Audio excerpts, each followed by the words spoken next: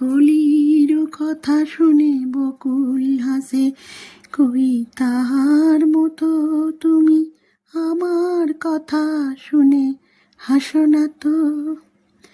অলির কথা শুনে বকুল হাসে, কই তাহার মতো তুমি আমার কথা শুনে হাসো না তো।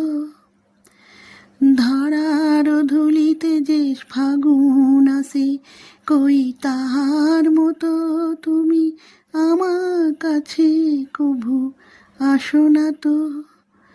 অলির কথা শুনে বকুল হাসে, কই তাহার মতো তুমি আমার কথা শুনে হাসো না তো।